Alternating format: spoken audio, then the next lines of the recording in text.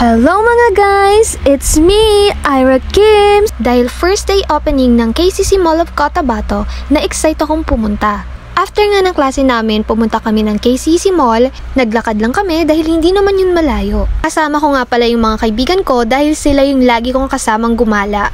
And sobrang init din guys. Pero buti na lang meron kaming umbrella. And dahil din sa first opening ng KCC Mall, nag-cause ito ng traffic. And ayan na, nakarating na kami. And then pumasok na nga kami, syempre, na-excite na talaga kami. And look guys, kakaiba talaga itong KCC ha. Entrance pa lang, mapapamanol na talaga ang mga tao. Gaya namin.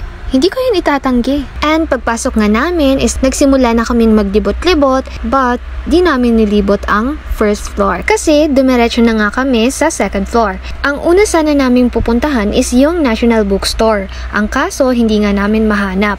Kaya kung ano na lang yung nakita namin dito, doon na lang kami papasok. And ito nga ang una naming napasukan. Ang ganda ng mga hair clip nila. 100 plus yung price ng mga binabenta nila rito. Pero wala naman akong nabili sa mga yon. Di ko afford guys. And after doon is naglakad na naman kami. Bahala na kung saan kami makarating. Pero sa totoo lang, nagugutom na talaga kami. And hayon, nakita nga namin tong department store. Kaya pumasok kami. And pagpasok nga namin, ito agad yung napansin namin. Pero wala din naman kaming nabili sa department store.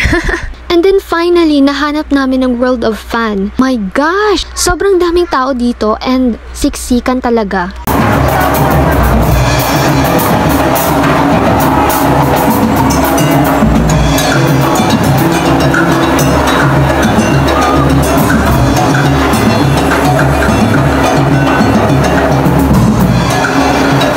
May naisip sana akong magandang content dito kaso di ko magawa. Next time na lang sa pagbalik namin at kapag wala na masyadong tao. And ayan, ito na ata yung nakikita kong dating place ng mga K-drama. So sobrang adik ko na ata to. Ang dami nilang iba't ibang games dito, but hindi naman namin na-try. Naglibot-libot na lang ako kasi wala na akong magawa dito. Ang daming tao.